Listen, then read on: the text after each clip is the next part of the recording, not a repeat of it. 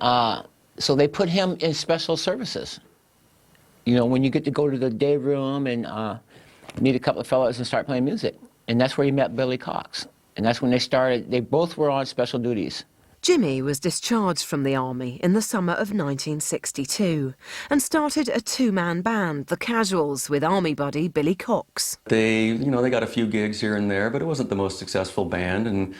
And Jimmy ended up just traveling around, just trying to find what to do. He came back to Seattle a couple times by bus and checked things out. And he, eventually ended up he ended up going to New York.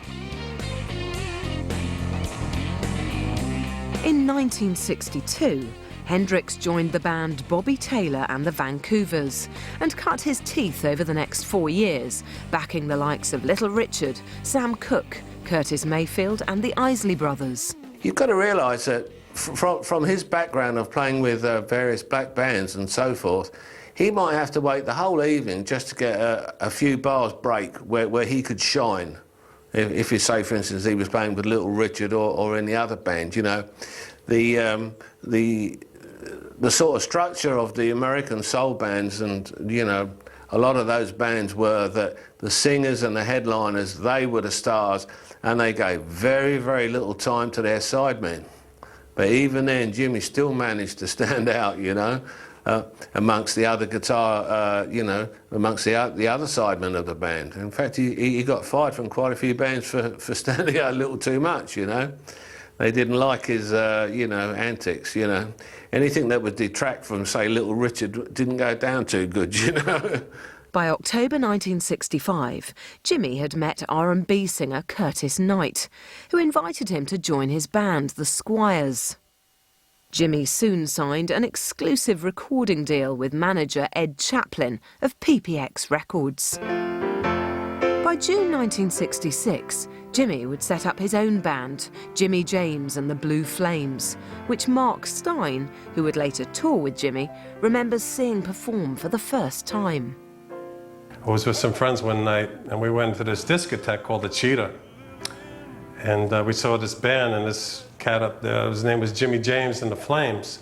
And this guy was dressed in this sharkskin suit, and he had real short hair, all like straight back, and it's kind of like a rock blues kind of band. And I remember, because I saw him picking up the guitar and playing with his teeth, I said, what is this guy doing, In July of 1966, while jamming at Café Wah in New York's Greenwich Village, Jimmy's sensational act caught the attention of Chas Chandler, then bassist for British band The Animals. Chas convinced Jimmy to try his luck in England, and by September, Jimmy had arrived in London. He would call us every week, tell him what he was doing. Then one time he called and said, hey, these people from England, they want me to go to England and do some stuff.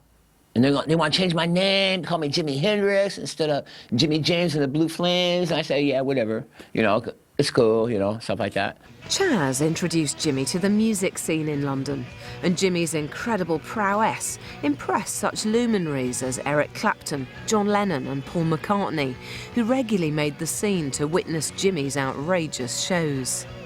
This just wasn't a band that was just passing through like a circus come to town and in 2 weeks it would be gone. I think they all realised they had a serious contender for a hot guitarist on their hands, and the word really got around the English music business very quickly in the music scene that there was a new hot guitar player in town. Jimmy still wanted his own band, but he didn't know any musicians until Chas found the talents of session bassist Noel Redding and drummer Mitch Mitchell. One of the most interesting things I think about Jimmy's selection of Noel Redding as a bass player was that Jimmy selected a guitar player to be a bass player. And this I think is kind of interesting because he knew when Noel showed up at the audition, to be a member of the band, that he wasn't a bass player. But this didn't seem to faze Jimmy, And when it comes to the drummer, I mean, Mitch Mitchell is Well, at the time, he's an absolute unique drummer, you know. He wasn't a smashing, you know, he wasn't a really hard rock drummer. He came more from the jazz school, you know. And he was really into, you know, like more of the free-form jazz type of thing that Jimmy was into, you know. The Jimi Hendrix Experience debuted at the Paris Olympia. Jimmy was an instant star.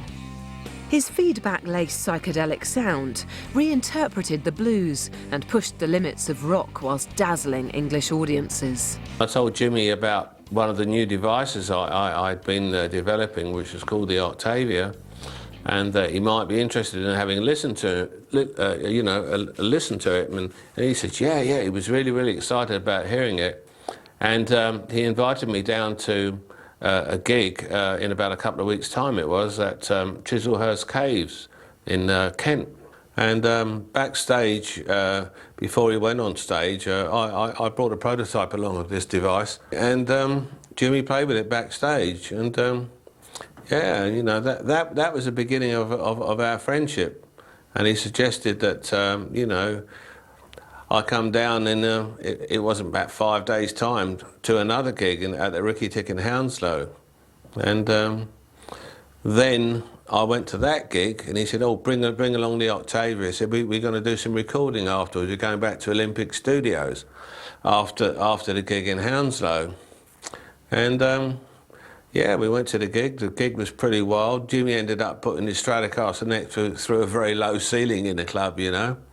And after that, we went back to Olympic Studios, and that was the night that Jimmy recorded the overdub solo for Purple Haze using the Octavia.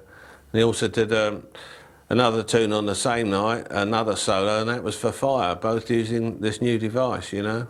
Chas Chandler was amazed by Jimmy and was looking to get the newly formed band their first record deal. Chas was very, very instrumental in steering Jimmy towards the path to success. And we used to have discussions because Jimmy, the talent of Jimmy was such that you couldn't release it all on the public at once, you know. It would be like planting a plant too soon, it would catch frost, you know what I mean?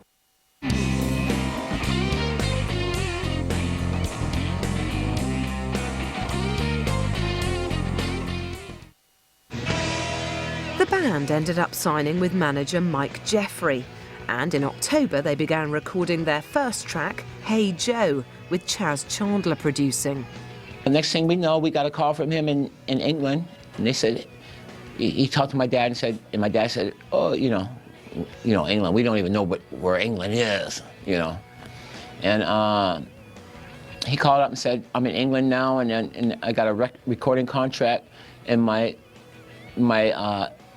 song is on the radio. It's called Hey Joe. This is before Purple Haze. And everybody bought it and they liked me. And I'll be on TV next week and I'll call on the Ed Sullivan Show or something, and I'll call you and tell you, you know. In November 1966, Jimmy began work on his debut album. And by February 1967, the Jimi Hendrix Experience had started to